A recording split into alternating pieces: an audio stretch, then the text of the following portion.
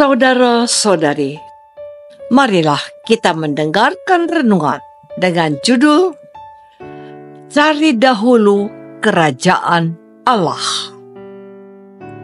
yang berdasarkan pada Injil Matius bab 6 ayat 33 dan 34a.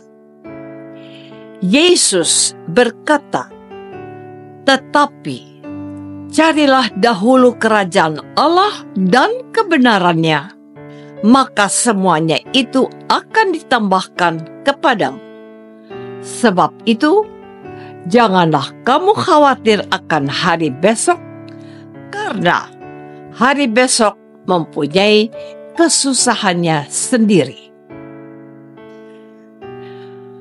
Dalam nama Bapa dan Putra dan Roh Kudus. Amin.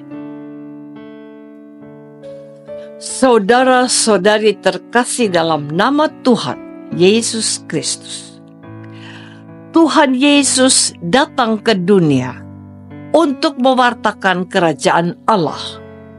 Kerajaan Allah berarti hadirnya Allah dalam kehidupan nyata yang dapat dialami dan dirasakan oleh manusia.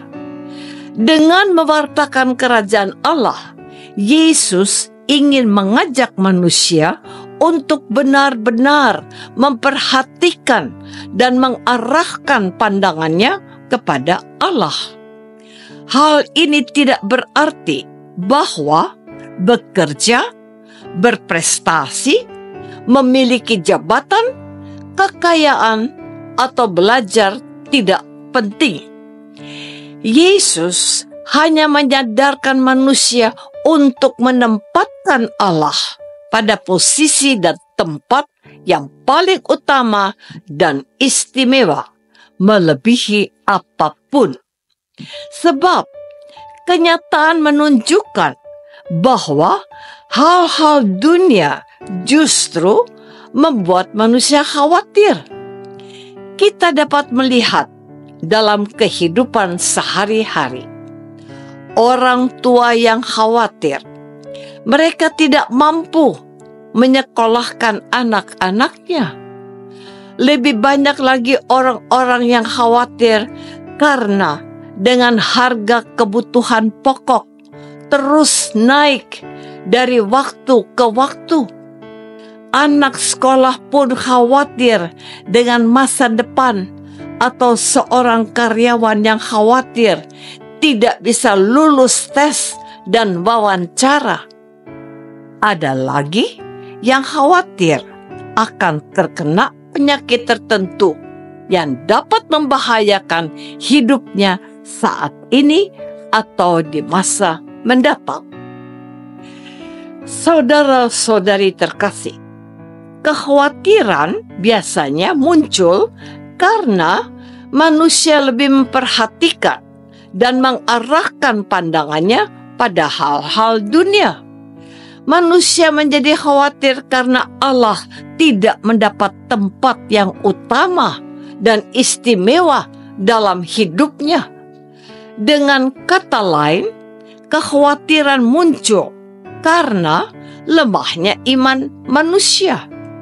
Sebab pada saat kita khawatir, sesungguhnya kita tidak percaya akan kuasa dan kebesaran Allah. Pada saat kita khawatir, kita berpikiran bahwa seakan-akan Allah tidak berdaya dan tidak sanggup menolong kita. Kita hanya melihatnya dengan kacamata manusia yang terbatas. Misalnya, saat kita melihat sepiring nasi, sementara yang makan berjumlah 5 orang. Pikiran kita sebagai manusia mengatakan bahwa tidak mungkin nasi satu piring bisa dimakan oleh 5 orang. Kita tidak percaya bahwa nasi yang cuma satu piring itu bisa menyenangkan 5 orang. Semua itu bisa terjadi. Kalau kita tidak percaya, maka hal itu pun tak mungkin terjadi. Saudara-saudari terkasih, ungkapan kitab suci yang mengatakan cari dahulu kerajaan Allah bukan semata-mata ditujukan kepada Sri Paus, para uskup, para imam, suster, bruder, atau frater yang memberikan seluruh hidupnya untuk Tuhan.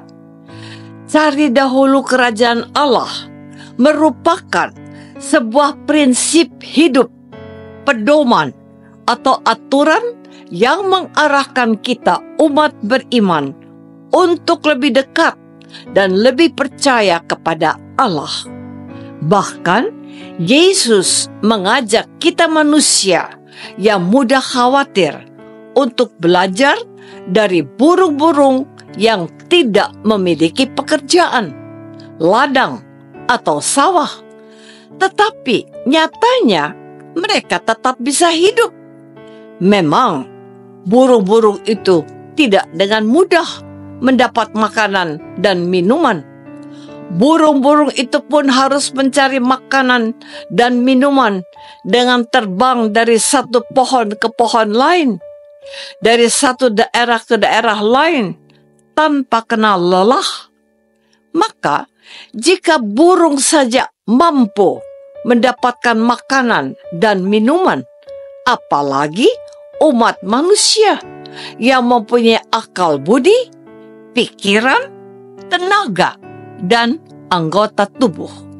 Yang paling penting, manusia mempunyai kemauan dan usaha yang kuat tanpa mudah putus asa. Dan Allah pasti menolong manusia yang percaya dan dekat dengan Allah. Saudara-saudari terkasih, pada saat ini kehidupan manusia diukur oleh hal-hal yang bersifat duniawi. Orang yang pintar dan berpendidikan tinggi akan lebih dihormati daripada orang yang tidak sekolah atau berpendidikan rendah. Akibatnya, orang-orang berusaha untuk sekolah demi mendapatkan ijazah, meskipun dengan berbuat curang atau menipu. Orang yang memiliki pangkat dan jabatan akan lebih dihormati daripada rakyat jelata atau orang biasa.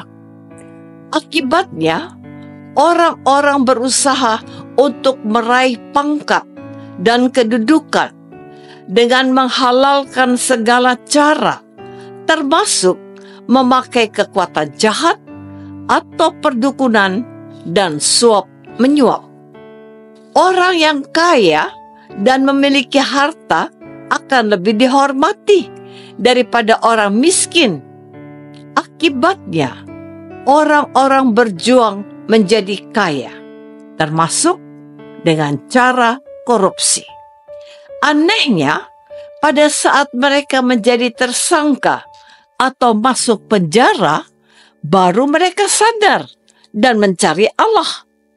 Padahal sebelumnya mereka melupakan Allah.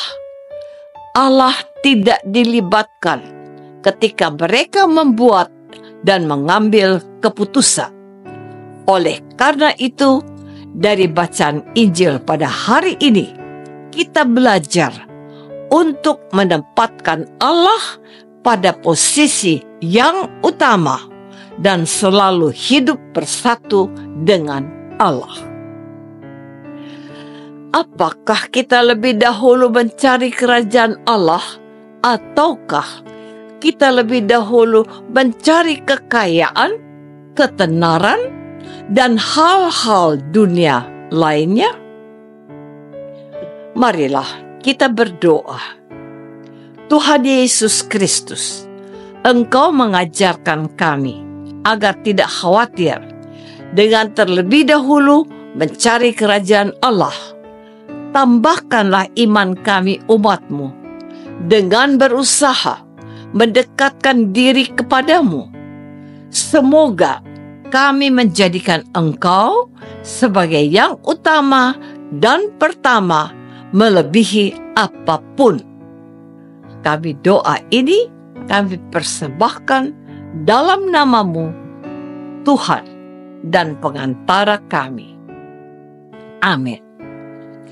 Semoga kita semua selalu dinaungi dan dibimbing oleh berkat Allah yang Maha Kuasa. Dalam nama Bapa dan Putra dan Roh Kudus. Amin.